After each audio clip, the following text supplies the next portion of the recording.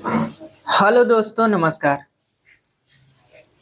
तो आज हम लोग जो हिंदी सब्जेक्ट में संस्कृत साहित्य से प्रश्न बनते हैं उस पर बात करेंगे। ये प्रश्न आपके टीजीटी, पीजीटी और जीआईसी के पेपर में सेम लेवल पे बनते हैं। और इसमें क्या होता है कि संस्कृत साहित्य के जो प्रमुख रचनाकार हैं और उनकी जो रचनाएं हैं उसको लेकर के प्रश्न पूछे जाते हैं। और इसमें मुख्य रूप से भास, कालिदास, भारवी, माघ, दंडी, भवभूति, हर्ष, मम्मट, विश्वनाथ, राजशेखर, ये सिलेबस में आपके लगे हुए हैं और इसी से प्रश्न आपका बनता है। तो आज हम लोग कालिदास के बारे में बात करेंगे, कालिदास की सभी रचनाओं के बारे में बात करेंगे। कौन सा महाकाव्य है, कौन सा खंड काव्य है, कौन सा नाटक है, किस नाटक में कितने अंक हैं, किस अंक में किस चीज का वर्णन है। इस तरीके से पूरे कालिदास पर एक तरह से जितने भी प्रश्न बन सकते हैं आपके टीजीटी, पीजीटी और जीआईसी के पेपर में, उन सभी पर हम लोग बात करेंगे और इसके माध्यम से एक तैयारी को अच्छा मार्ग देंगे। तो आइए आज हम लोग कालिदास को देखते हैं। तो देखिए, कालिदास का जो सबसे प्रिय अलंकार था वो उपमा अलंकार था। और ये प्रश्न हमेशा बनता है कि कालिदास का प्रिय अलंकार कौन है, या उपमा कालिदासस्य किसको कहा जाता है। इसके बाद कालिदास वैदर्भी रीति के सर्वोच्च कवि हैं, तो इस पर भी प्रश्न बन सकता है कि किस रीति से संबंधित थे कालिदास, तो ये देख लीजिए। इसके बाद आगे हम देखते हैं, कालिदास के जीवन वृत्त के विषय में कोई प्रमाणिक सामग्री उपलब्ध नहीं है। किंवदंती है कि कालिदास बाल्यकाल से अत्यंत मूर्ख थे। अपने समय की सर्वोत्तम विदुषी और ज्ञान गर्विता विद्योत्तमा नाम की एक राजकुमारी के साथ उनके विवाह का षड्यंत्र रचा गया। पंडितों ने मुख्य शास्त्रार्थ का आयोजन किया और उसमें कालिदास को विजयी घोषित किया। इसके बाद उनका विवाह हुआ। विवाह के पश्चात पत्नी के द्वारा तिरस्कृत होने पर कालिदास ने काली देवी की उपासना की और विद्या का वरदान प्राप्त कर घर लौटे। और उसके बाद जो घर लौटे उसमें क्या बोला, उनकी पत्नी ने क्या कहा, इससे भी प्रश्न बनते हैं।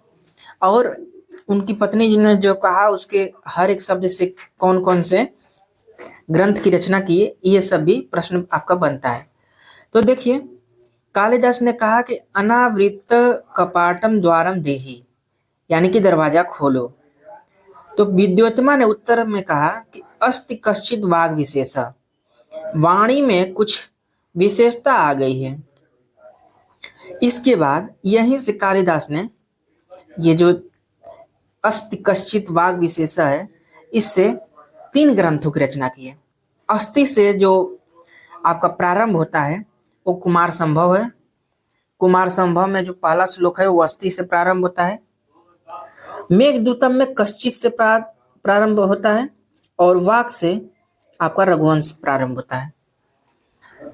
तो ये चीज आप ध्यान रखिए कि अस्ति से कौन सा ग्रंथ का प्रारंभ है, कश्चित से कौन सा ग्रंथ का प्रारंभ है और वाक से कौन सा ग्रंथ प्रारंभ है, क्योंकि इससे प्रश्न बन सकता है कि कश्चित से किस ग्रंथ का प्रारंभ माना।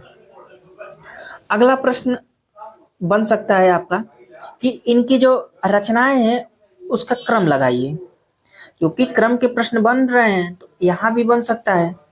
तो देखिए, उनकी रचनाएं जो है क्रम वाइज, पहले ऋतु संहार है, फिर कुमार संभव है, फिर मालविका अग्निमित्रम है, विक्रोवर्षियम है, मेघदूत है, रघुवंश है और सबसे लास्ट में अभिज्ञान शाकुंतलम उनका है। ठीक है, तो ये इनका सीक्वेंस है। इसके बाद प्रश्न ये बन सकता है कि निम्नलिखित में से कौन महाकाव्य है या निम्नलिखित में से कौन महाकाव्य नहीं है। इस तरह से भी प्रश्न बनेंगे। तो देखिए, इनका महाकाव्य 2 है, एक तो कुमार संभव है, दूसरा रघुवंशम है। कुमार संभव में 17 सर्ग हैं और रघुवंशम में 19 सर्ग हैं। ये चीज आपको ध्यान रखनी है कि उनके महाकाव्य कितने हैं, तो 2 हैं। तो कुमार संभव और रघुवंश में, तो कुमार संभव में कितने सर्ग हैं, तो 19 सर्ग हैं, 17 सर्ग हैं और रघुवंशम में कितने हैं, तो 19 सर्ग हैं। तो इन चीजों को आपको ध्यान रखना है। इसके बाद इनका गीत काव्य है। गीत काव्य इनका दो है, ऋतु संहार और मेघदूत। ठीक है, तो ऋतु संहार में 6 वर्ग हैं, 6 ऋतुओं का वर्णन किए हैं, तो इसलिए उसमें 6 वर्ग किए हैं। अब मेघदूतम में 2 पार्ट है, पूर्व मेघ उत्तर मेघ। तो ये चीज ध्यान देना है कि गीत काव्य कौन कौन है, तो ऋतु संहार है और मेघदूतम है। इसके बाद नाटक है। देखिए 3 नाटकों की इन्होंने रचना किया था। मालविकाग्निमित्रम, विक्रमोर्वशीयम, अभिज्ञान शाकुंतलम। मालविकाग्निमित्रम में 5 अंक हैं, विक्रमोर्वशीयम में भी 5 अंक हैं, लेकिन अभिज्ञान शाकुंतलम में 7 अंक हैं। तो इस चीज का आपको ध्यान रखना है। अगला प्रश्न हम देखते हैं जो बनेगा इससे, कि कुमार संभव के बारे में जो डिटेल्ड बातें हैं कि उसमें किस सर्ग में किस चीज का वर्णन है, उस सब से भी प्रश्न बन सकते हैं, उनको भी हम देख लेते हैं। फिर ये भी बन सकता है कि कुमार संभव में किसकी वर्णन किया गया है, किसके बारे में बताया गया है, उन सभी चीजों को हम लोग क्रमवाइज देखते हैं। इस महाकाव्य में हिमालय की पुत्री पार्वती द्वारा धार तपस्या के फलस्वरूप वर के रूप में शिव को प्राप्त करने तथा उनसे कार्तिकेय की उत्पत्ति का वर्णन है। यह कालिदास का प्रथम महाकाव्य है। अब इसमें पहले सर्ग में क्या वर्णन है, तो हिमालय का वर्णन किया गया है और पार्वती की उत्पत्ति कैसे हुई उसके बारे में बताया गया। इसके बाद सर्ग 2 है। सर्ग 2 में तारकासुर से पीड़ित देवों का ब्रह्मा के पास जाना और शिव पार्वती के पुत्र स्कंद द्वारा तारकासुर के वध का उपाय ब्रह्मा के द्वारा बताया जाना, इसका वर्णन है। सर्ग 3 में कामदेव द्वारा शिव की तपस्या भंग किया जाना है। इसके बाद सर्ग जो 4 है उसमें पति के नाश पर रति का विलाप है। जैसे शंकर भगवान रति के जो पति थे कामदेव, उनको तीसरी आंख खोल करके भस्म कर दिए थे। इसके बाद सर्ग 5 में पार्वती की घोर तपस्या का वर्णन है। सर्ग 6 में विवाहेच्छुक शिव का पार्वती के याचनार्थ सप्तऋषियों को हिमालय के पास भेजना।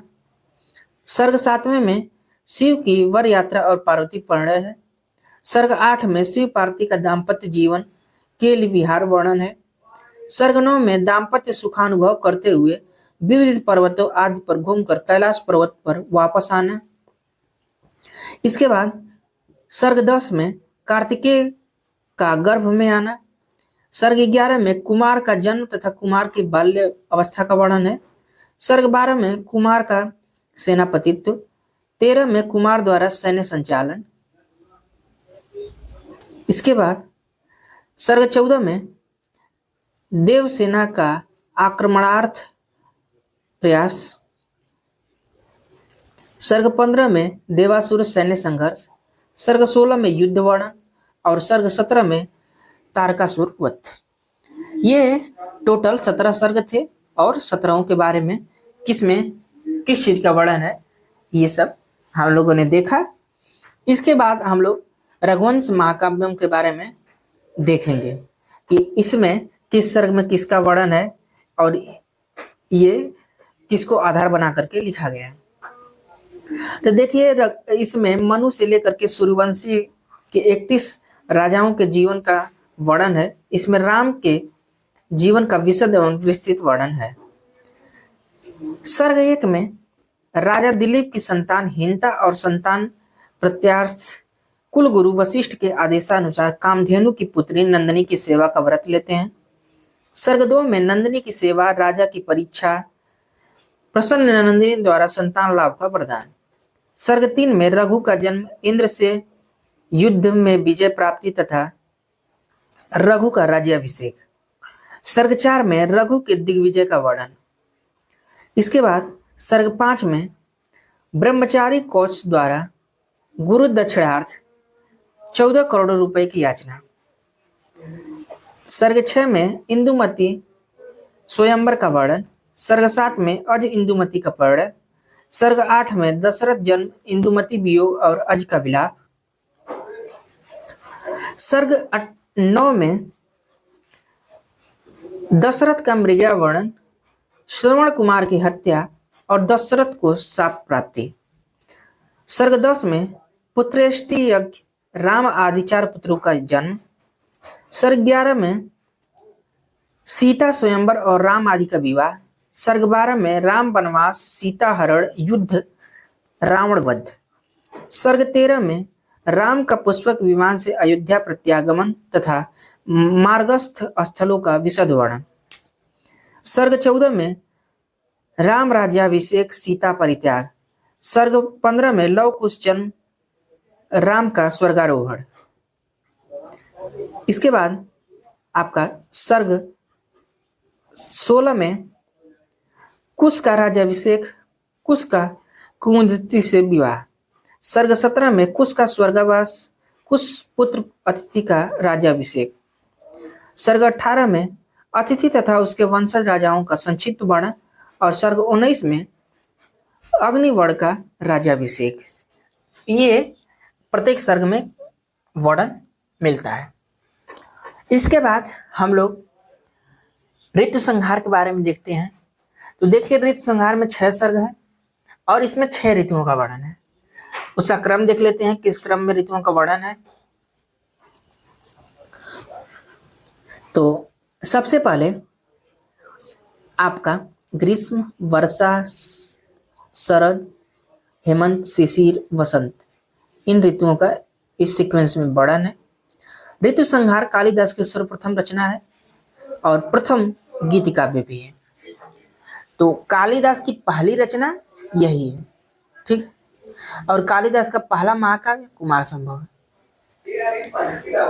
अब इसके बाद मेघदूतम को देख लेते हैं। तो देखिए, यह एक कल्पना प्रधान ग्रंथ है। इस ग्रंथ का मुख्य विषय है अलकापुरी निवासी कुबेर का अपनी वियुक्त प्रिया को रामगिरी पर्वत से संदेश भेजना। इसमें 2 पार्ट हैं, पूर्व मेघ, उत्तर मेघ। तो वो चीज आपको ध्यान रखनी है। अब कालिदास के नाटकों को देख लेते हैं, क्योंकि नाटकों से इनके प्रश्न बनते रहे हैं। तो देखिए, मालविकाग्निमित्रम इनका पहला नाटक है और इसमें कुल 5 अंक हैं तथा 96 श्लोक हैं। इनमें मालविका और अग्निमित्र के प्रणय और विवाह का वर्णन है। अब जो इनका पहला अंक है उसमें मालविका राजा अग्निमित्र की रानी धारिणी की सेविका है। रानी धारिणी प्रयत्न करती है कि राजा मालविका के रूप सौंदर्य पर मुग्ध न हो जाए, अतः उसे छिपा कर रखती है। एक चित्र में राजा मालविका को देख लेता है और उस पर मुग्ध हो जाता है। ये पहले अंक में वर्णन है। उसके बाद दूसरे अंक में मालविका की नाट्य कला का प्रदर्शन होता है। राजा मालविका पर मुग्ध होते हैं और उसे विष बुझा हुआ काम का वाण कहते हैं। इसके बाद तीसरा अंक आता है। तो तीसरे अंक में राजा और मालविका का मिलन होता है। छोटी गणिरावनी आकर किन डालती है और राजा को बुरा भला कहती है।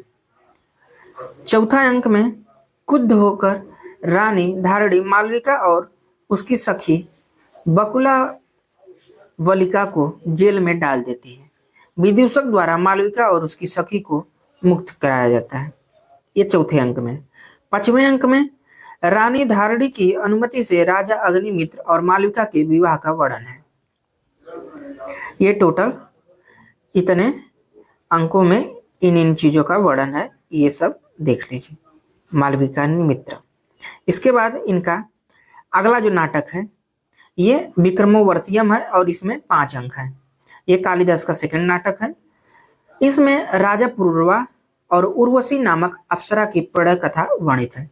सबसे पहले तो आपको ये ध्यान रखना है, जैसे इनकी कोई भी रचना है उसमें किस चीज का वर्णन है, किनको लेकर के ये रचना किए हैं, उसमें कितने पाठ है, कितने अंक है, कितने अध्याय हैं, कितने सर्ग हैं, कितने श्लोक हैं, इन सब चीजों को डिटेल में तैयार करना। उसके बाद किस अंक में किस चीज का वर्णन है, ये सब भी देखना है। इससे भी आपके प्रश्न बनते रहे हैं। तो देखिए, विक्रमोर्वशीयम के पहले अंक में राजा पुरुरवा केसी राक्षस से संतरा उर्वशी का उद्धार करता है। उर्वशी के सौंदर्य पर और राजा के पराक्रम के कारण वे दोनों एक दूसरे पर मुग्ध हैं। दूसरे अंक में उर्वशी को राजा से प्रेम का पता लगता है।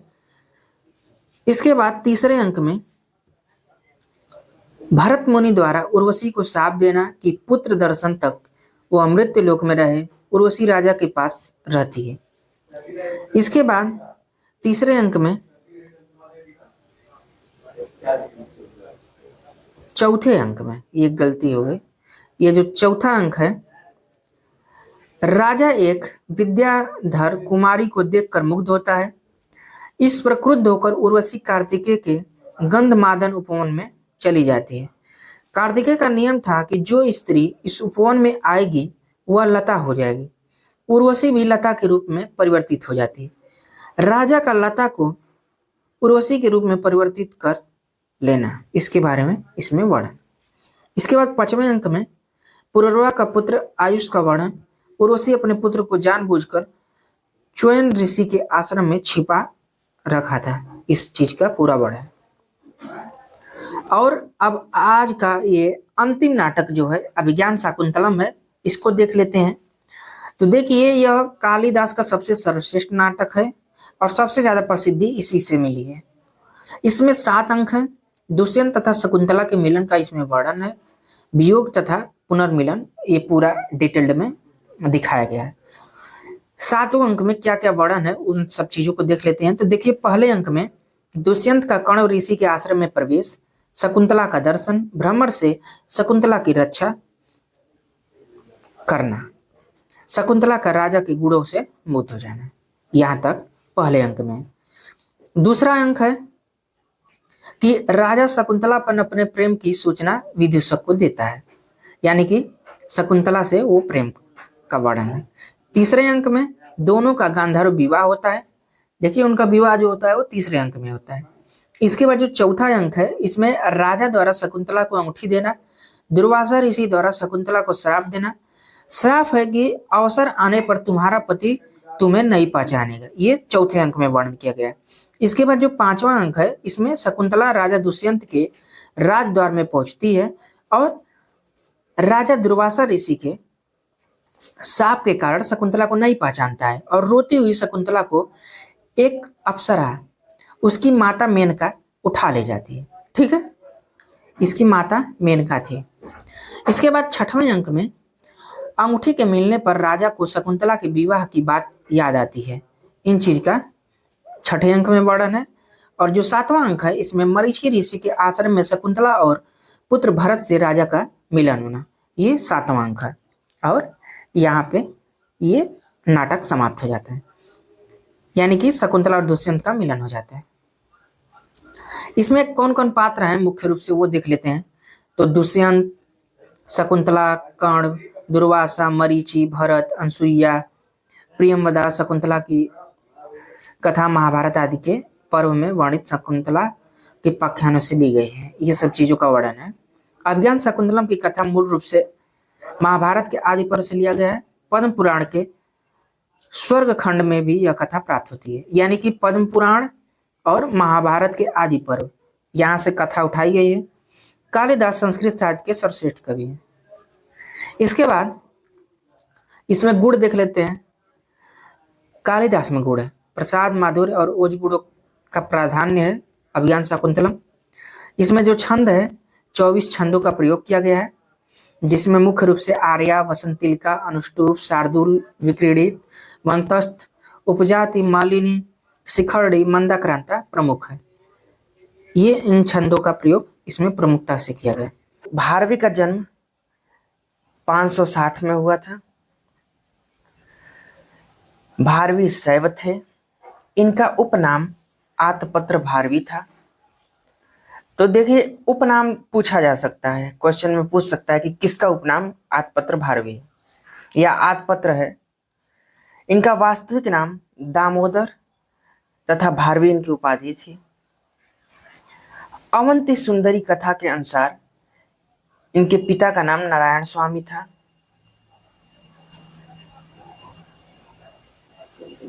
प्रायः सभी विद्वान भारवी को दाक्षिणात्य मानते हैं। इनकी पत्नी का नाम रसिकवती या रसिका था। अवंती सुंदरी कथा के अनुसार भारवी दंडी के प्रति पितामह थे, प्रपितामह थे, यानी कि जो पितामह उनके पितामह, इस तरह से।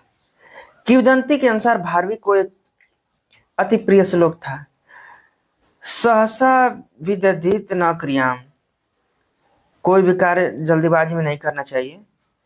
ये अपने शयन कक्ष में इसे लगाकर रखे थे। किसी समय पत्नी की आवश्यकता पूर्ति के लिए उसे एक वणिक से कुछ ऋण लेना पड़ा और धरोहर के रूप में उसने सहसा विदधित न क्रियाम श्लोक रख दिया।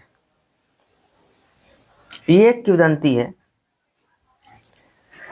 बाकी भारवी पुलकेशिन द्वितीय के अनुज विष्णुवर्धन के सभा पंडित थे। इन चीजों के बारे में जानकारी अवंती सुंदरी कथा में मिलती है। इनकी जो एकमात्र प्रिय कृति है और इसको लिखे हैं वो है किरातार्जुनीय जूनियर। ये एक महाकाव्य है और यह बृहत्त्रयी का प्रथम ग्रंथ है। देखिए, संस्कृत साहित्य में भी लघुत्रयी और बृहत्त्रयी रचनाएं हैं। जैसे हिंदी साहित्य में लघुत्रयी रचनाएं, बृहत्त्रयी रचनाएं, वर्मात्रयी में कौन कौन आता है, इस तरह से रहता है। उसी तरह से संस्कृत साहित्य में भी बृहत्त्रयी में 3 रचनाएं हैं, जिसमें एक तो किरातार्जुनीयम आप भारवी का देख ही लिए हैं, और 2 रचनाएं हैं उसको आप लोग नोट कर लीजिए। दूसरी है शिशुपाल वधम। शिशुपाल वधम ये बृहत्त्रयी में आती है। शिशुपाल वध जो रचना किए हैं वो माघ किए हैं। इसके बाद जो तीसरे नंबर की है वो नैषधि चरितम, और नैषधि चरितम को भी बृहत्त्रयी में रखा जाता है। नैषधीय चरितम को किसने लिखा है? तो इसको हर्ष ने लिखा है, श्री हर्ष। तो ये 3 रचनाएं हैं जो बृहत्त्रयी में आती हैं। एक तो किरातार्जुनीयम हो गई, दूसरा शिशुपाल वधम हो गया, और तीसरा नैषधीय चरितम हो गया। ठीक है। इसके बाद एक क्वेश्चन आपका ये भी बनता है कि बृहत्त्रयी कवि कौन कौन है, क्योंकि बृहत्त्रयी रचना ये हो गई, बृहत्त्रयी कवि कौन है तो उसको भी देख लीजिए। जो बृहत्त्रयी कवि हैं 3 कवि, जिसमें दंडी, बाणभट्ट और सुबंधु, ये बृहत्त्रयी कवि हैं। तो आपके बृहत्त्रयी रचना देख लिए 3, और 3 ये बृहत्त्रयी कवि हो गए। इसके बाद एक क्वेश्चन और बन जाता है कि लघुत्रयी, संस्कृत की लघुत्रयी रचनाएं कौन है? तो लघुत्रयी में जो 3 रचनाएं आती हैं वो तीनों रचनाएं कालिदास की आती हैं। ठीक है, कालिदास की वो तीनों रचनाएं हैं जो लघुत्रयी में आती हैं, जिसमें पहले नंबर पे रघुवंश है, उसके बाद कुमार संभव है,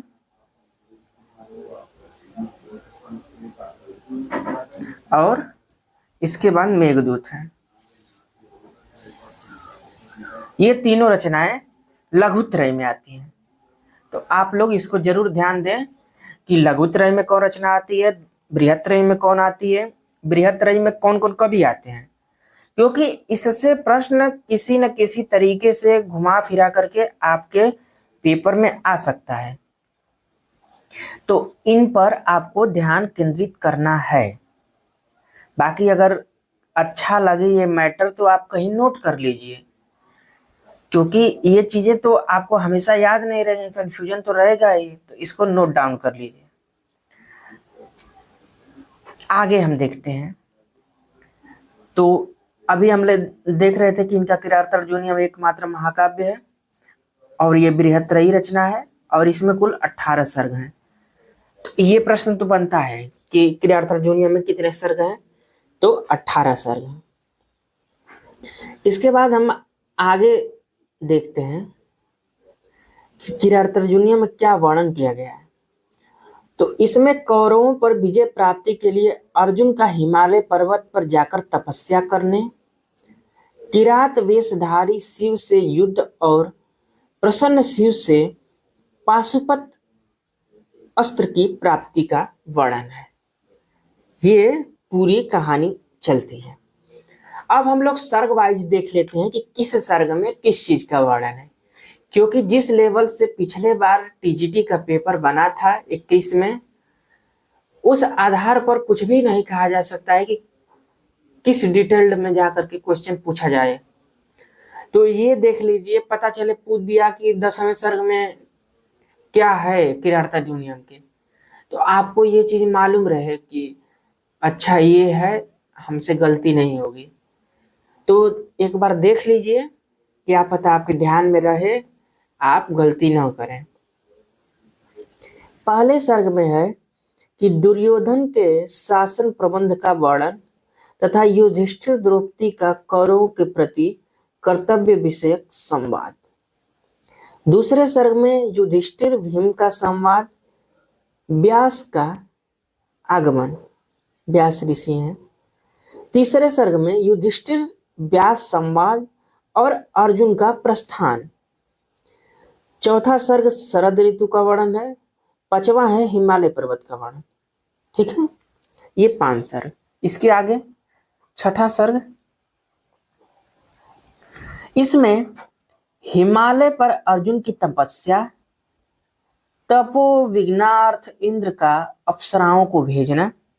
वैसे इंद्र जी हमेशा अप्सराओं को ही भेजते थे जब भी कोई तपस्या करता था। इनको हमेशा डर रहता था अपने सिंहासन का कि कोई ले न ले। 7वां सर्ग गंधर्वों और अप्सराओं के विलासों का वर्णन। 8वां सर्ग गंधर्वों और अप्सराओं के उद्यान क्रीड़ा और जल क्रीड़ा।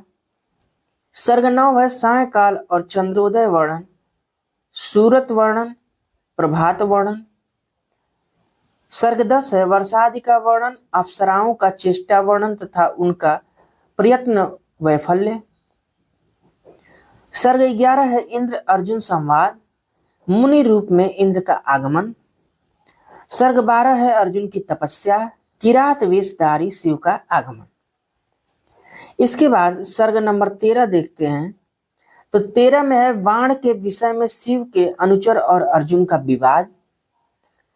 सर्ग 14 में है सेना सहित शिव का आगमन और सेना के साथ अर्जुन का युद्ध।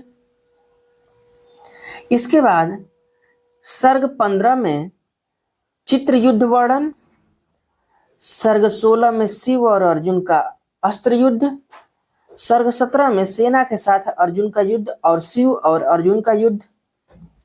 और सर्ग 18 जो कि अंतिम सर्ग है, शिव और अर्जुन का बाहु युद्ध, शिव का वास्तविक रूप में प्रकट होना, इंद्र आदि का अर्जुन को विविध अस्त्र देना।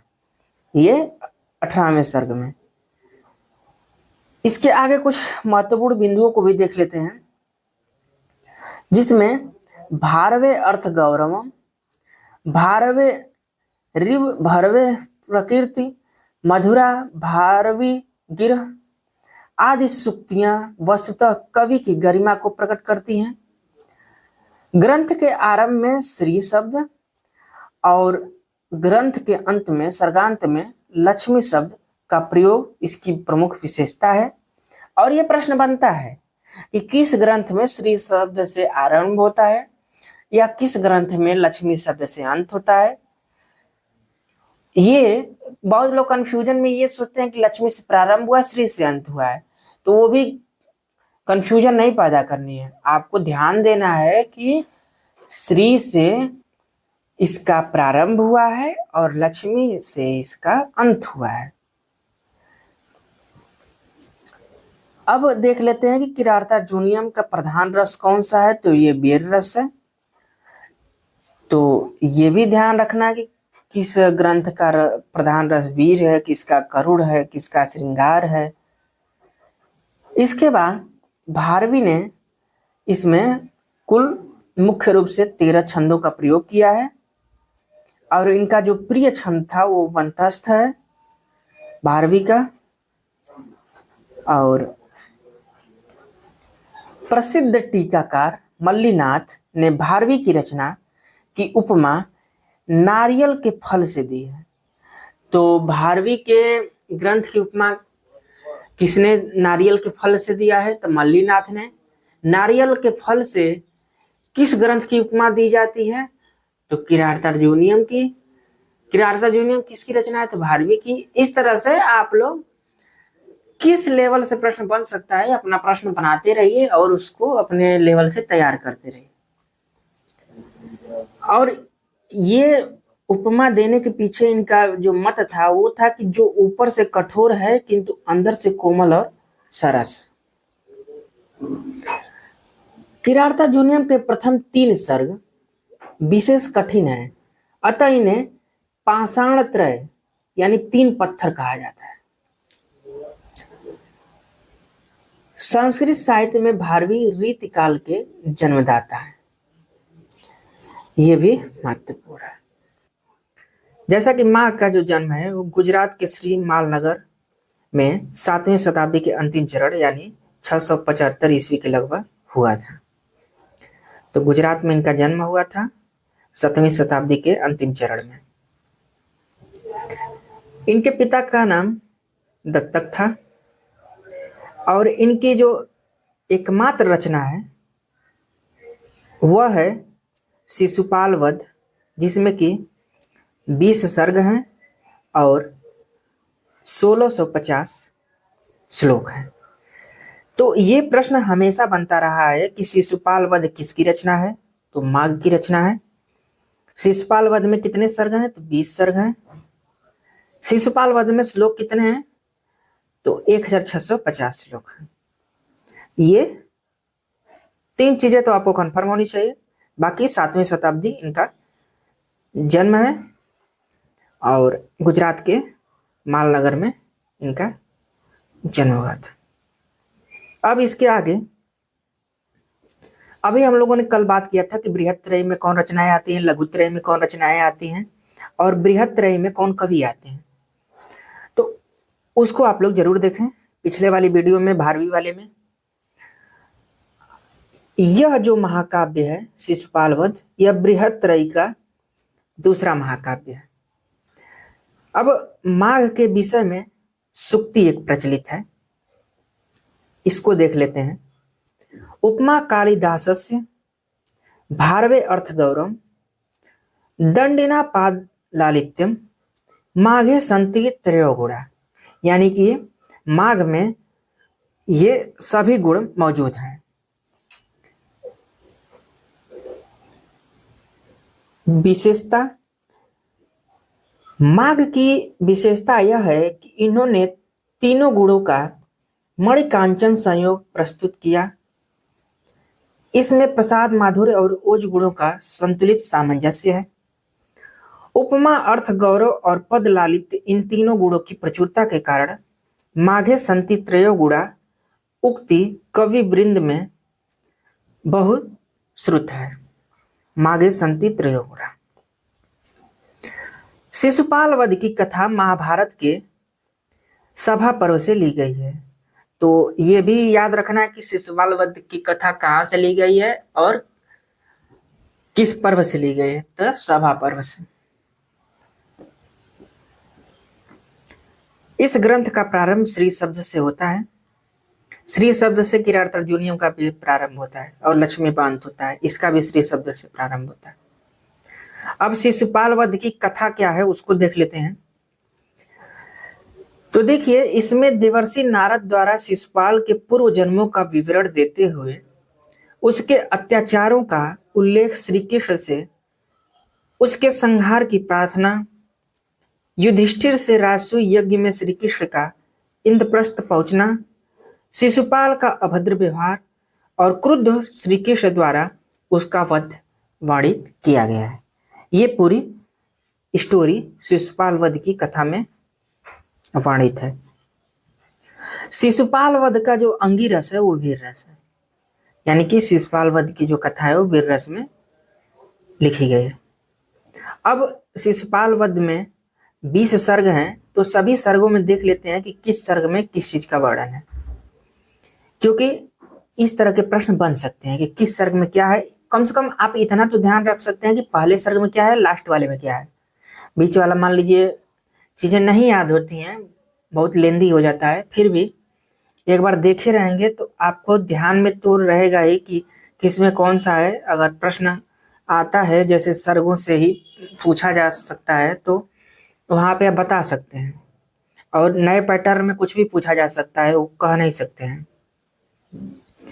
तो जो पहला सर्ग है उसमें देवर्षि नारद का आगमन, नारद द्वारा शिशुपाल के पूर्व जन्मों और अत्याचारों का वर्णन किया गया। सर्ग दूसरा जो है उसमें श्री कृष्ण, बलराम और उद्धव की गुप्त मंत्रणा का वर्णन है। सर्ग 3 में द्वारका से श्री कृष्ण का इंद्रप्रस्थ के लिए प्रस्थान, द्वारका, सेना और समुद्र का वर्णन किया गया है। सर्ग 4 में रैवतक पर्वत का वर्णन है। इसके बाद सर्ग जो 5वां है उसमें रैवतक पर्वत पर सैन्य शिविर का संस्थापना किया गया, यानी कि रैवतक पर्वत 4 में है और उसमें सैन्य शिविर का जो स्थापना की गई है वो 5वें में है। सर्ग 6 में षण ऋतुओं का वर्णन है। सर्ग 7 में वन विहार का वर्णन है। सर्ग 8 में जल क्रीड़ा का वर्णन है। सर्ग 9 में सायकाल, चंद्रोदय, श्रृंगार, विधान आदि का वर्णन है। उसके बाद सर्ग जो 5 है, 9 के बाद 10, सर्ग 10 में पान गोष्ठ वर्णन और रात्रि क्रीड़ा का वर्णन किया गया है। सर्ग 11 में प्रभात वर्णन है।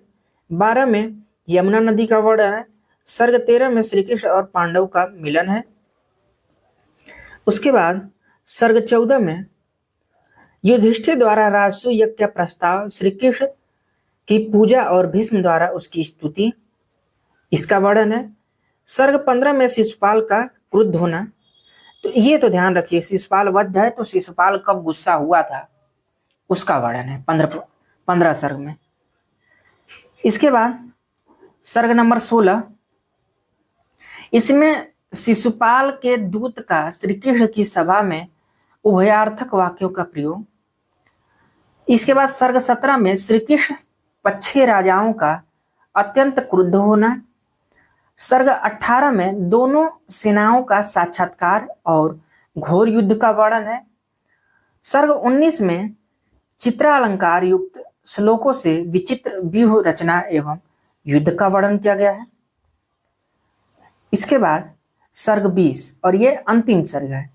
तो अंतिम सर्ग में श्री कृष्ण और शिशुपाल का शस्त्र युद्ध, श्री कृष्ण द्वारा सुदर्शन चक्र से शिशुपाल का वध कर दिया जाता है। ये 20 सर्ग में ये पूरा वर्णन है। इसके बाद रसिक सहृदयों का कथन है कि मेघे माघे गतम वयः, कवि माघ ने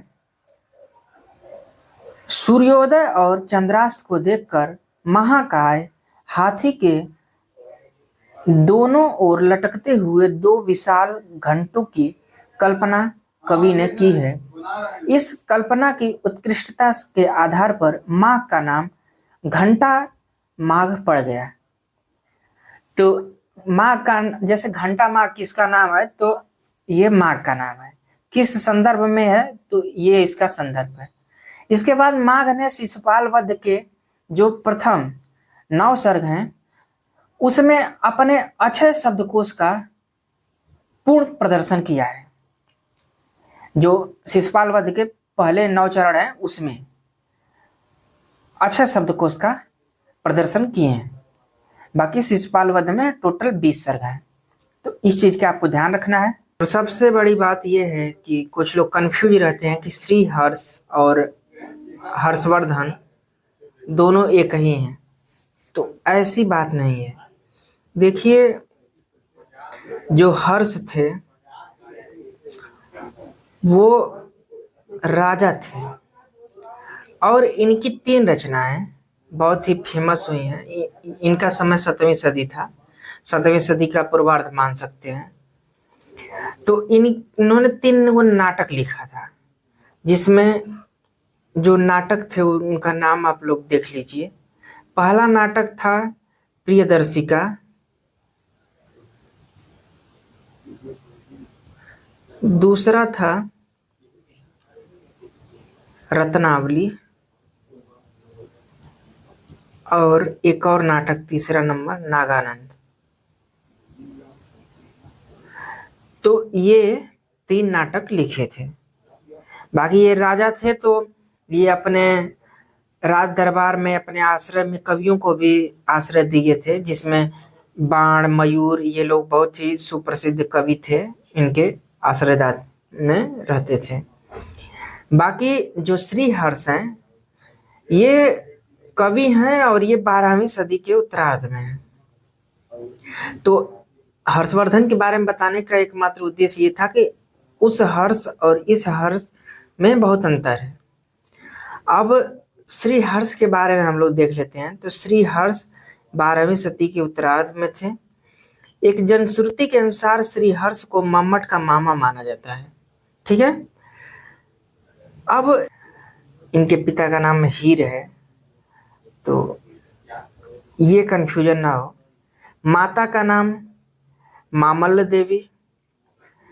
श्री हर्ष कन्नौज के राजा जयंत चंद, उनके श्री हर्ष पर वक्रोक्ति संप्रदाय का अधिक प्रभाव प्रतीत होता है। श्री हर्ष ने नैषधीय चरित लिखा और नैषधीय चरित में 22 सर्ग हैं और इसमें 2830 श्लोक हैं। तो नैषधीय चरित में कितने सर्ग हैं? 22 सर्ग हैं और 2830 श्लोक हैं। नैषधीय चरित को बृहत्त्रयी का सर्वोत्कृष्ट रत्न माना जाता है। तो हम आशा करते हैं कि आप लोग लघुत्रयी, बृहत्त्रयी और बृहत्त्रयी की रचना और बृहत्त्रयी के कवि, इनके बारे में जानते होंगे। यदि आप नहीं जानते हैं तो पिछली वाली वीडियो देख लीजिए, उसमें हम लोग इस पर बात किए हैं। अब नैषधीय चरित में नल दमयंती के प्रणय से लेकर विवाह तक का सांगोपांग वर्णन है। तो ये चीज ध्यान रहे कि नैषधीय चरितम में नल दमयंती के प्रणय और विवाह का वर्णन मिलता है।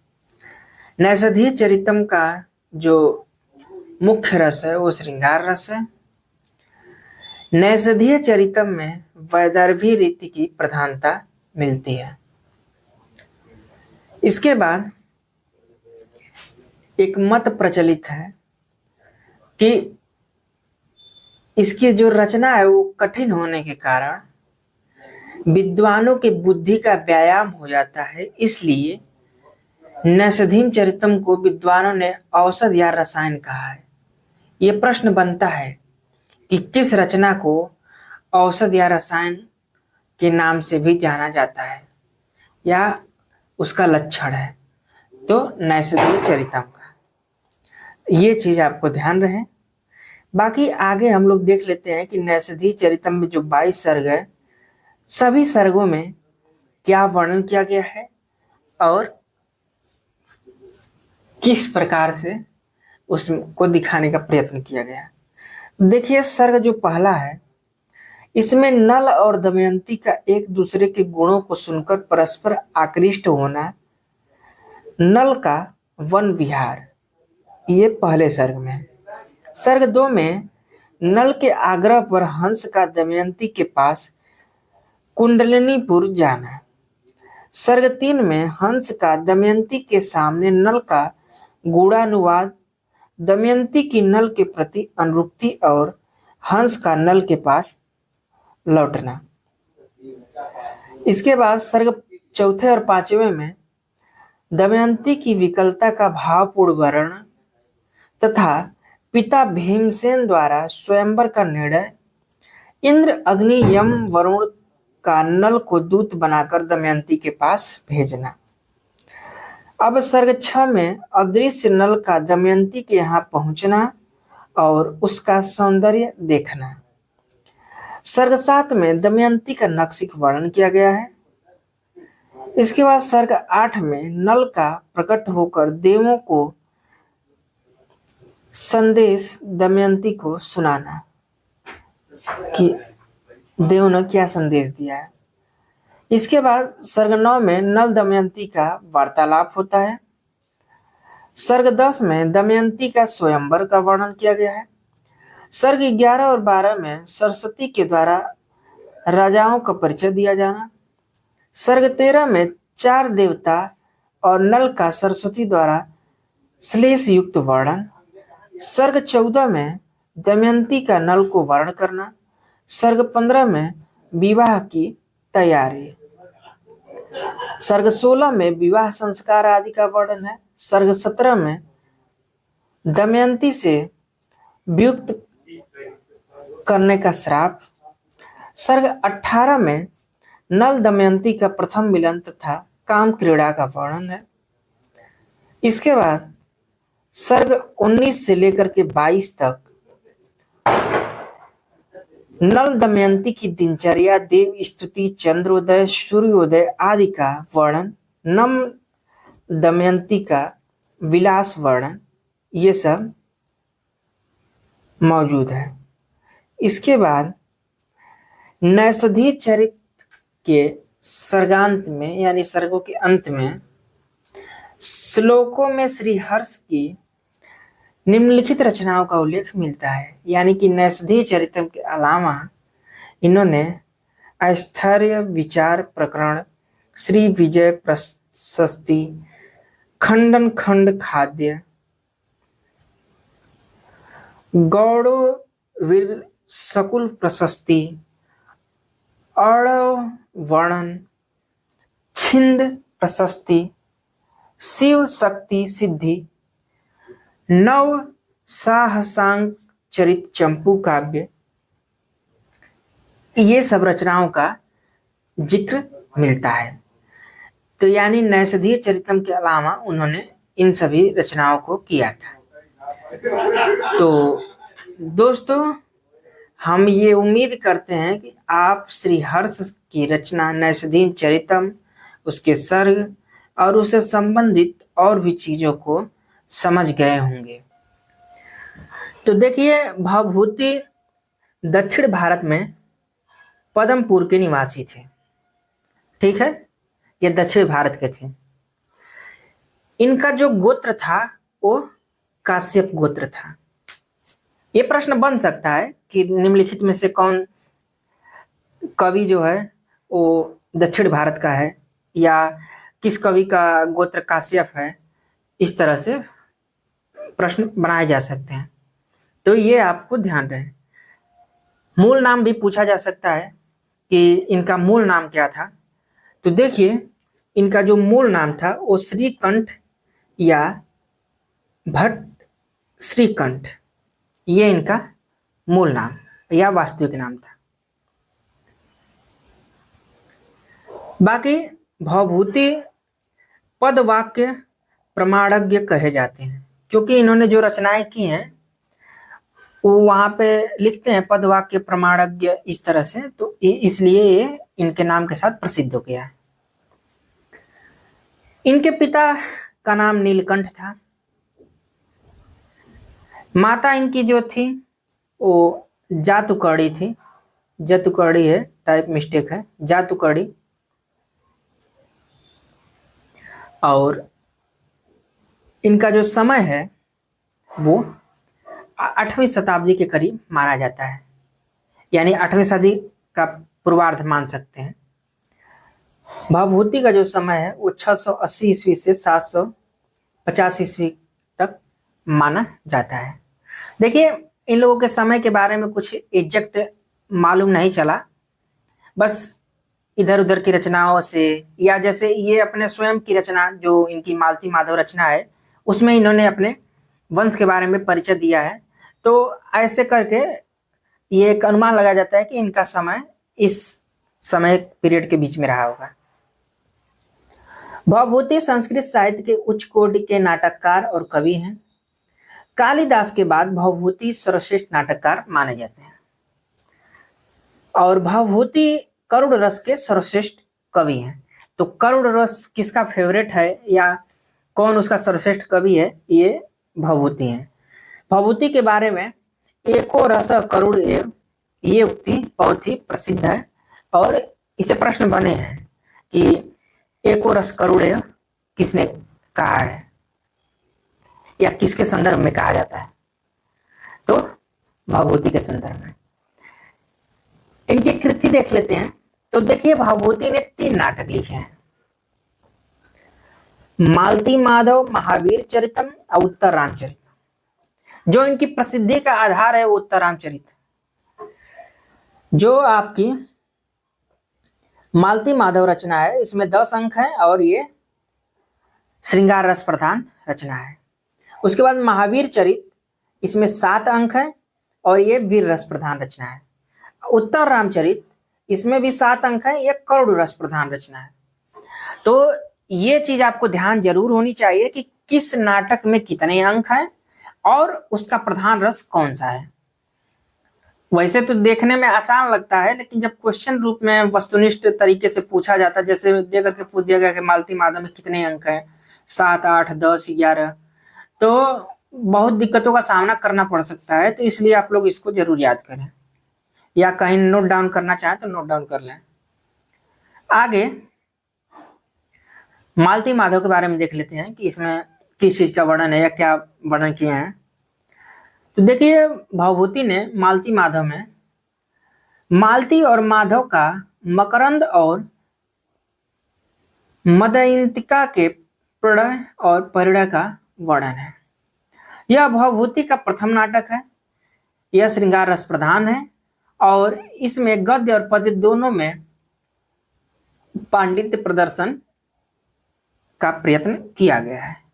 तो यानी कि गद्य पद्य दोनों इसमें मिक्स है और ये भवभूति का पहला नाटक है। ठीक है, गद्य पद्य जहां पे मिक्स होता है ना, वहां पे चंपू उसको नाम दिया जाता है। ठीक है, और एक चीज इसमें और प्रमुख है कि इसमें विदूषक का अभाव है और हमेशा से क्वेश्चन ये बनता है कि निम्नलिखित में से किस नाटककार या किस कवि के यहाँ विदूषक का अभाव है। क्योंकि देखिए, कालिदास के यहाँ तो विदूषक था, लेकिन भवभूति के यहाँ विदूषक नहीं है, तो इससे प्रश्न बना है। तो ये आपके लिए महत्वपूर्ण हो सकता है। बाकी मालती माधव में ही भवभूति ने अपना वंश का परिचय दिया है। तो ये चीज भी आपको ध्यान रहनी चाहिए कि वंश का परिचय भवभूति ने अपने किस नाटक में दिया है, तो मालती माधव में वंश परिचय। अगला जो है वो महावीर चरित नाटक है। इसमें 7 अंक हैं और इसमें भवभूति ने राम के विवाह से लेकर राम के राज्याभिषेक तक रामायण की कथा वर्णित किया है। यह भवभूति का दूसरा नाटक है और यह वीर रस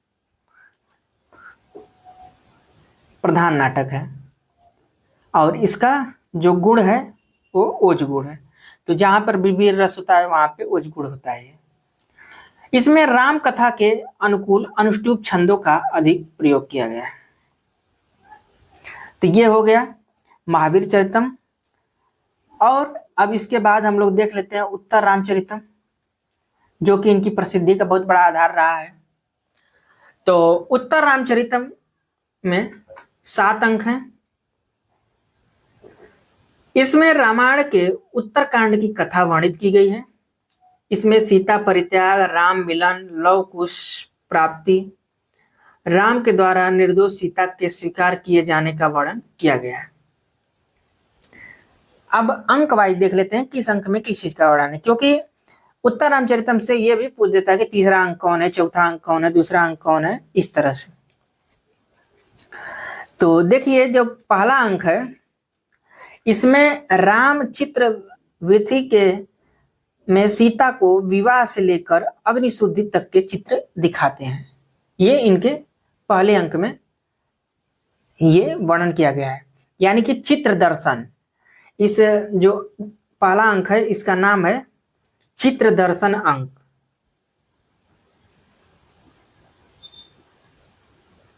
चित्र दर्शन अंक। इसके बाद जो दूसरा अंक है वन में लव और कुश का जन्म, राम का अश्वमेध यज्ञ, शंभुक वध, इसका वर्णन उसमें मिलता है। तो दूसरे अंक में ये चीज दिखाया गया है।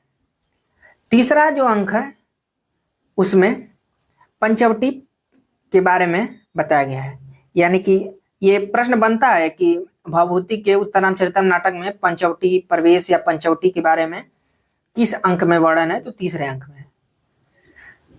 तो राम का पंचवटी में पुनरागमन, अश्वमेध यज्ञ में सीता की प्रतिमा रखना, इन सब चीजों का वर्णन है।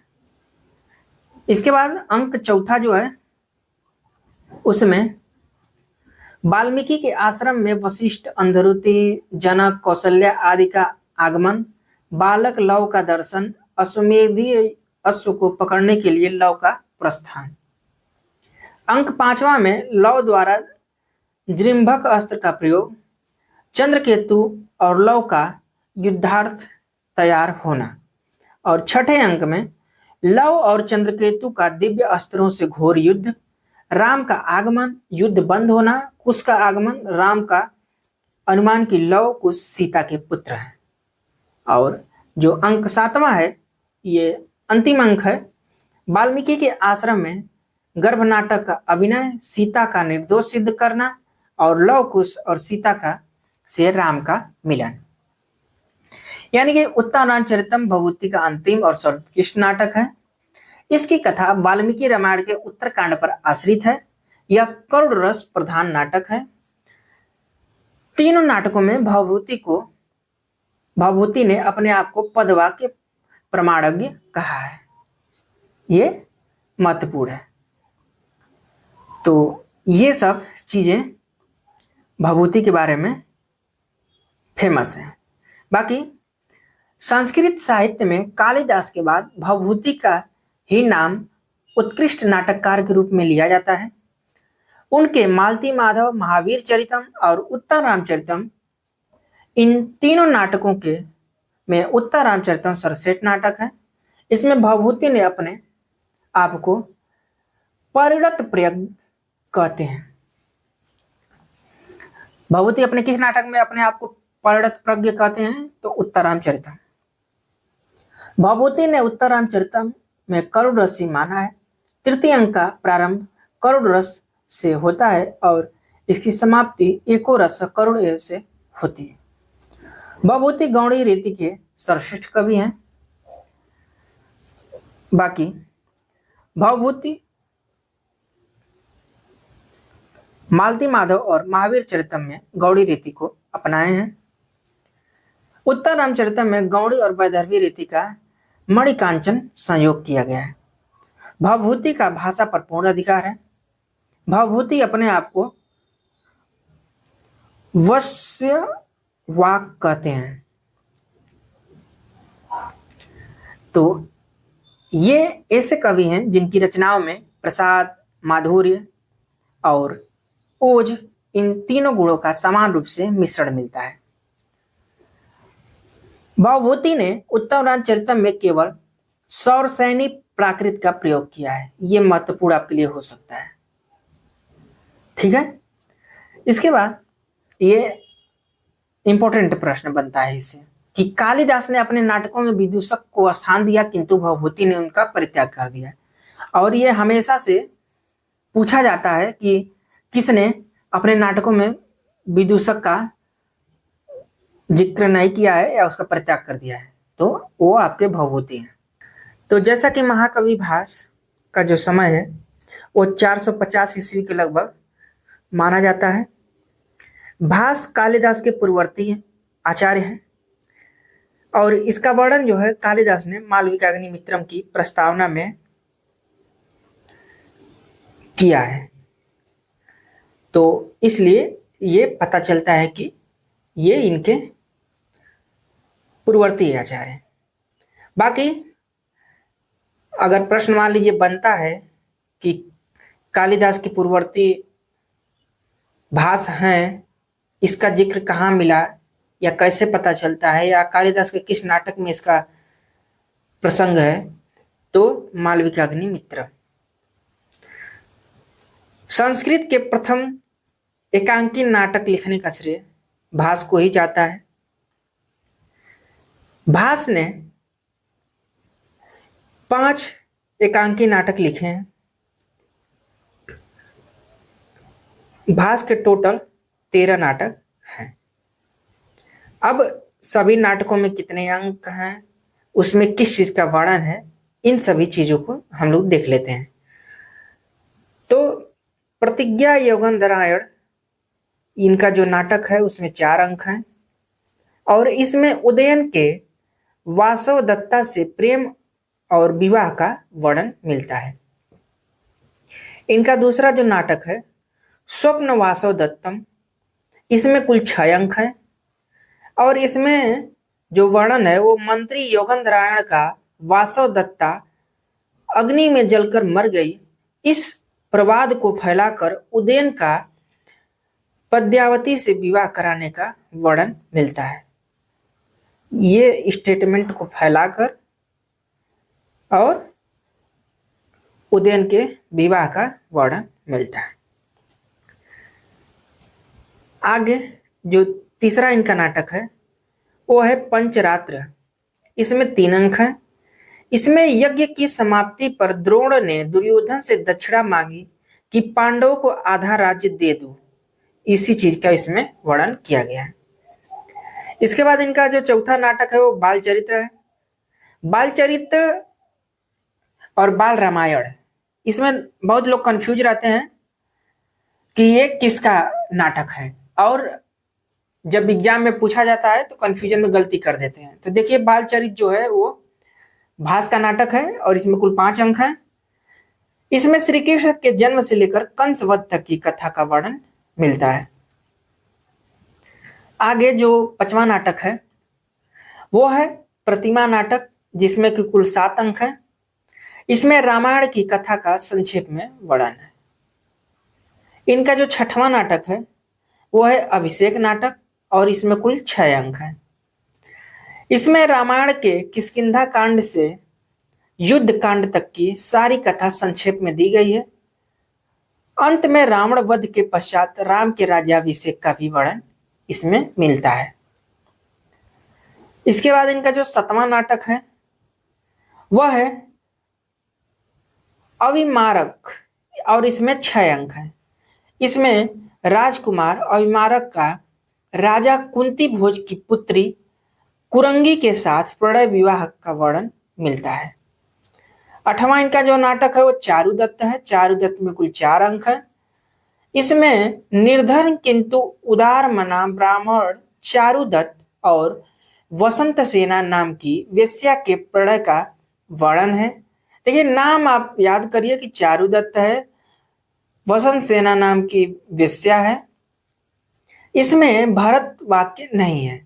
ये भी बहुत ही महत्वपूर्ण लाइन है कि किस नाटक में भरत वाक्य नहीं है, तो चारुदत्त नाटक में। कथा अधूरी है। भास की मृत्यु के कारण यह नाटक पूरा नहीं हो सका। तो इनका कौन सा नाटक अधूरा है, तो चारुदत्त है। ऐसा माना जाता है कि इसी नाटक के आधार पर शूद्रक ने अपना मृच्छकटिकम नाटक लिखा है और भास की कथा को पूर्ण किया है। तो भास का ये जो अधूरा नाटक है चारुदत्त, ये महत्वपूर्ण है।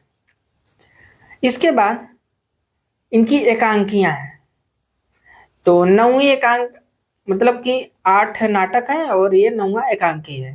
पूर्वभंग 10वीं, दूत वाक्य 11वीं, दूत घटोत्कच 12वीं, कर्णभार और 13वीं जो है मध्यम व्यायोग। ये 5 इनकी एकांकियां हैं। भास के 2 नाटक स्वप्न वासव दत्तम और प्रतिज्ञा योगंधरायण, ये दोनों ऐतिहासिक घटना पर निर्भर हैं। भास ने अपने नाटक में पताका स्थानक नाटकीय व्यंग का सुंदर समन्वय किया है। भास की शैली कैसी थी, तो वैदर्भी शैली थी। ये ध्यान रखने की बात है। उनकी शैली में तीनों गुण विद्यमान है, यानी कि प्रसाद, माधुर्य और ओज। ठीक है, ये तीनों गुण भास की रचना शैली में मिलते हैं। भास की शैली पर वाल्मीकि रामायण का विशेष प्रभाव पड़ा हुआ है। भास ने अपने नाटकों में 24 छंदों का प्रयोग किया है। इनमें मुख्य छंद, दरअसल 24 छंद है, तो मुख्य रूप से कौन कौन छंदों का प्रयोग किए हैं, तो अनुष्टुप, वसंतिलका, मालिनी, पुष्पिताग्रह, शार्दुल, विक्रीडित, मंतस्त, उपजाति, इन छंदों का विशेष रूप से उन्होंने प्रयोग किया है। भास के नाटकों में मुख्यतः श्रृंगार और वीर रस प्रमुख हैं। ठीक है, तो ये तो देखिए रही भास के बारे में कुछ महत्वपूर्ण जानकारियां जो कि आपकी परीक्षा में पूछी जाती है। तो हम उम्मीद करते हैं कि आपको इस वीडियो से भास के सभी नाटक, उनके कितने, किस नाटक में कितने अंक हैं, किस चीज का वर्णन है, इन सब चीजों के बारे में आपको जानकारी मिली। आप लोग यदि अच्छा लगा हो तो please like, share, subscribe, comment, और इसको जरूर नोट डाउन कर लें अपने लेवल पे कि अगर इससे प्रश्न बने तो आपके लिए हेल्पफुल हो सके। तो सबसे पहले देखते हैं कि राजशेखर का समय कब से कब तक है। तो इनका समय 10वीं शताब्दी माना जाता है। राजशेखर महाराष्ट्र के यायावर क्षत्रिय वंश में उत्पन्न हुए थे। इनके पिता का नाम अमात्य दुर्दुक या दुहिक था, दर्दुक या दुहिक। इनकी माता का नाम शीलवती। इनके जो पितामह थे यानी दादाजी, वो अकाल जलद थे। राजशेखर की पत्नी का नाम अवंती सुंदरी है और राजशेखर एक शैव थे। ठीक है, शैव धर्म के अनुयायी थे। राजशेखर महिपाल के आश्रित थे। महिपाल राजा थे, उन्हीं के आश्रम में रहते थे। इनकी जो लेखन की शैली है वो गौड़ी शैली है। राजशेखर कालिदास, हर्ष और भवभूति से बहुत प्रभावित थे, यानी कि इनके बाद ये लोग, इनके पूर्वज कवि हैं, इनके बाद राजशेखर ने अपनी रचनाएं की हैं। इनकी कृतियों में प्रमुख रूप से 4 नाटक हैं, जिसमें बाल रामायण, जिसमें 10 अंक हैं, बाल भारत 2 अंक है, यह इनकी अपूर्ण रचना है। इनके नाटक देकर के पूछ दिया जाता है कि निम्नलिखित में से कौन से नाटक इनका अपूर्ण है, तो बाल भारत है। बाकी विध्वशाला भंजिका, इसमें 4 अंक हैं। कर्पूर मंजरी में भी 4 अंक। ये इनके 4 नाटक मुख्य रूप से हैं। आइए इन नाटकों में देख लेते हैं किसमें किस चीज का वर्णन किया गया है।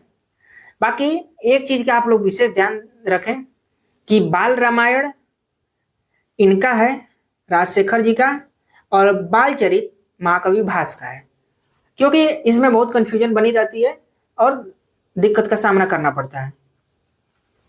अब बाल रामायण में क्या है, तो यह 10 अंकों का महानाटक है। इसमें राम का कथा वर्णित है तथा रावण को एक प्रेमी के रूप में चित्रित किया गया है और उसके प्रति सहानुभूति भी प्रदर्शित की गई है। बाल रामायण का प्रत्येक अंक एक नाटिका के बराबर है। इसमें 741 पद हैं। उसके बाद दूसरा इनका जो नाटक है वो बाल भारत है, जो कि प्रचंड पांडव के नाम से भी जाना जाता है। इसमें 2 अंक हैं और ये अधूरी कृति है। इसमें द्रौपदी स्वयंवर और द्रौपदी के चीरहरण की घटनाएं वर्णित हैं। तो इसका मेन चीज यही याद करना है कि ये अधूरा बाल भारत है। विध्वशाला भंजिका जो है इनका 4 अंकों का नाटक है। यह शास्त्रीय दृष्टि से एक नाटिका है। इसमें राजकीय प्रणय क्रीड़ा का वर्णन मिलता है। इनका जो चौथा नाटक है वो है कर्पूर मंजरी और इसमें 4 अंक हैं। यह 4 अंकों का षट्क रूप का नाटक है। देखिए नाटकों के कई प्रकार होते हैं, भाट होता है, भाण, प्रहसन, षट्क, इस तरह से नाटिका। तो इसमें यह षट्क प्रकार का नाटक है। षट्क की भाषा प्राकृत होती है इसका कथानक राज परिवार और प्रणय क्रीड़ा के संबंध से निहित होता है। यह नाटक राजशेखर की प्रसिद्धि का कारण बना। राजशेखर के दो और नाटक माने जाते हैं, ठीक है, जिसमें से एक का तो नाम मिलता है हरविलास करके, बाकी दूसरे का नाम मिला नहीं, लेकिन इनके दो नाटकों का जिक्र मिलता हुआ। राजशेखर की अंतिम तथा सुप्रसिद्ध काव्य शास्त्रीय रचना काव्य मीमांसा है, ठीक है। तो ये सब चीजें राजशेखर के बारे में फेमस है। हम उम्मीद करते हैं कि इस वीडियो से आपको राजशेखर से संबंधित जो भी रचनाएं हैं, नाटक हैं, किस नाटक में कितने अंक हैं, इन सब चीजों के बारे में जानकारी मिली। देखिए, दंडी का जो समय है वो 600 ईस्वी के आसपास माना जाता है। दंडी के विषय में जो कुछ जीवन चरित्र संबंधित सामग्री प्राप्त होती है उसका एकमात्र आधार अवंती सुंदरी कथा है। तो ये महत्वपूर्ण है कि दंडी के जीवन के बारे में कहां से मिलता है स्रोत, तो अवंती सुंदरी कथा से। उसके अनुसार दंडी किरारता जोनियम महाकाव्य के रचयिता भारवी के प्रपौत्र थे। भारवी का ही नाम दामोदर माना जाता है। उनका पुत्र मनोरथ था। मनोरथ के 4 पुत्रों में से सबसे छोटा वीरदत्त था। वीरदत्त के पुत्र दंडी थे, ठीक है। तो एक तरीके से भारवी इनके पूर्वज थे। दंडी की मम्मी का नाम गौरी था, पिता का नाम वीरदत्त था। इन्होंने 10 कुमार चरितम लिखा है। 10 कुमार चरितम के मूल भाग में केवल 7.5 राजकुमारों का वर्णन है, यानी कि एक आधा राजकुमार कोई है, ठीक है। उसके बाद काव्यादर्श भी इन्हीं की रचना है। यह अलंकार शास्त्र की रचना है और इसमें 650 श्लोकों का वर्णन मिलता है। अवंती सुंदरी कथा, यह इनकी रचना अवंती सुंदरी कथा भी है। इसमें दंडी का जीवन चरित्र, इनकी रचना दंडी ने कांची में की थी। तो अवंती सुंदरी की कथा जो है, दंडी का जो रचना, वो कहाँ पे लिखी गई थी, तो कांची में लिखी गई थी। उसके बाद इनकी रचना है छंदो विचित, कला परिच्छेद, द्विसंधान काव्य। ये इनकी प्रमुख रचनाएं हैं। मृच्छ कटिकम भी इन्हीं की रचना है। कुछ लोग मानते हैं, कुछ विद्वान इससे भी दंडी की रचना सिद्ध करने के प्रयास में लगे रहते हैं। बाकी दंडी के बारे में प्रसिद्ध है कि दंडी पद लालित्यम, दंडी का पद लालित्य गौरव का विषय है। शैली इनकी जो है वो परिष्कृत गद्य शैली के जन्मदाता माने जाते हैं। दंडी वैदर्भी शैली के कवि हैं। दंडी आदर्शवादी न होकर के यथार्थवादी और व्यवहारवादी हैं। दंडी को अलंकारवादी आचार्य माना जाता है। यह सब इनके कुछ प्रमुख जो भी कह सकते हैं एक बारे में जानकारियां हैं, और हम आशा करते हैं कि इसके बारे में, इनकी रचनाओं को लेकर के और इनके जन्म के विषय को लेकर के, इनके जन्म के बारे में कहाँ जिक्र मिलता है, उन सब के चीज़ों के बारे में हम लोगों ने बात किया। हम आशा करते हैं कि ये वीडियो आपके लिए हेल्पफुल होगी। तो देखिए, बाणभट्ट जो हैं वो हर्ष के सभा पंडित थे। बाण को पांचाली रीति का लेखक माना जाता है। इनकी जो रचनाएं हैं, मुख्य रूप से 2 रचनाएं उपलब्ध हैं। एक हर्षचरित है और दूसरी कादंबरी है। यही इनकी 2 रचनाएं मिलती हैं। अब आइए इसके बारे में देख लेते हैं। तो देखिए, हर्षचरित यह एक महाकवि बाण की पहली रचना है। इसमें 8 उच्छ्वास हैं। हर्षचरित में 8 उच्छ्वास का वर्णन मिलता है। प्रथम उच्छ्वास में हर्ष ने अपने वंश का परिचय दिया है, यानी कि हर्ष के वंश का परिचय किसमें मिलता है, तो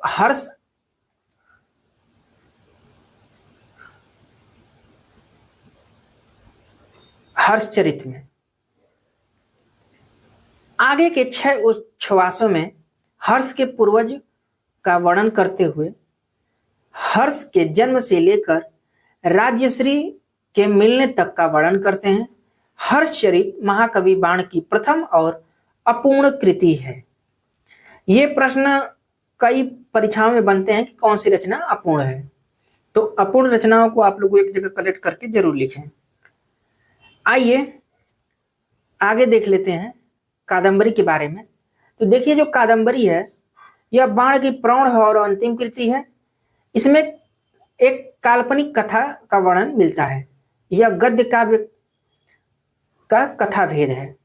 इसमें चंद्रापीठ वैशंपायन के 3 जन्मों का वर्णन किया गया है।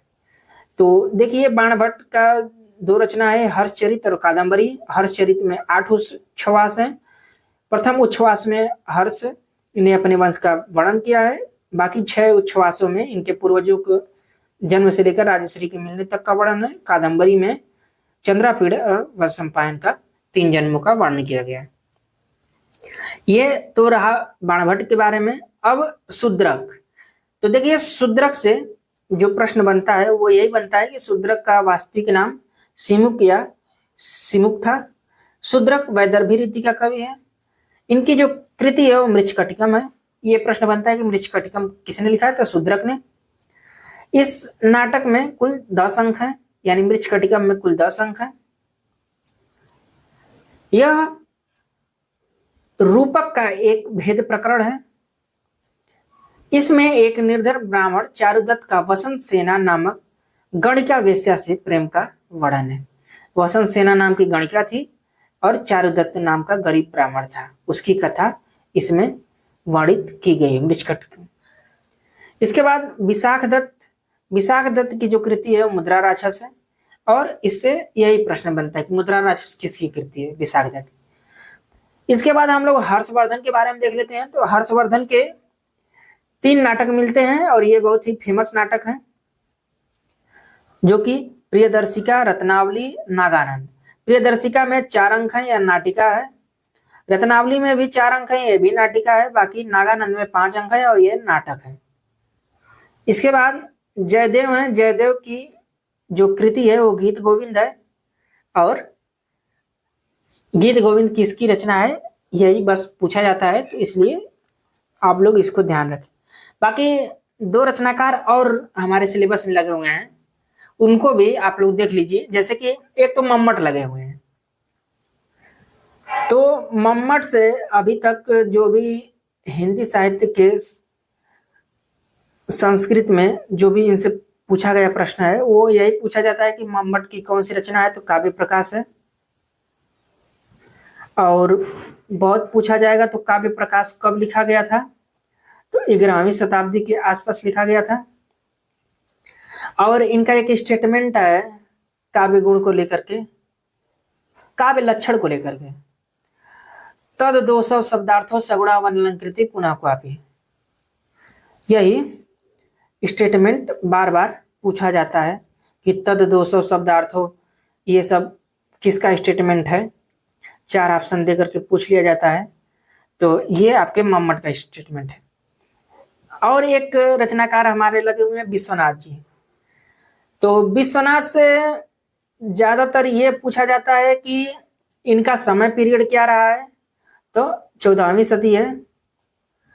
बाकी इनकी रचना क्या है, तो साहित्य दर्पण है। साहित्य दर्पण इनकी रचना है। और इनसे एक प्रश्न और बनता है कि वाक्यम रसात्मकम काव्यम किसका स्टेटमेंट है। रसात्मक वाक्य ही काव्य है, ये किसका स्टेटमेंट है, तो ये आपके विश्वनाथ जी का स्टेटमेंट है। बाकी इनसे कोई और प्रश्न नहीं बनता है।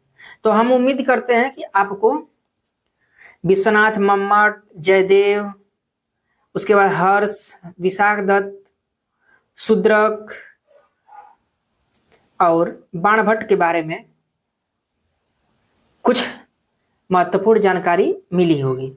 बाकी यहाँ तक देखने के लिए आप लोगों का बहुत धन्यवाद। यदि इसके पहले कि आप लोगों ने प्रश्नोत्तरी नहीं देखी है तो नीचे डिस्क्रिप्शन बॉक्स में लिंक है, वहां से जा करके आप मेरी प्रश्नोत्तरी को देख सकते हैं और किस तरीके से आपके संस्कृत साहित्य के प्रश्न बनते हैं टीजीटी पीजीटी हिंदी के लिए, एलटीजीआईसी में भी यही सिलेबस है, उन सब के बारे में भी जान सकते हैं। यहां तक देखने के लिए आप लोगों को बहुत धन्यवाद। हम लोग फिर मिलेंगे नए वीडियो में नए टॉपिक के साथ। नमस्कार।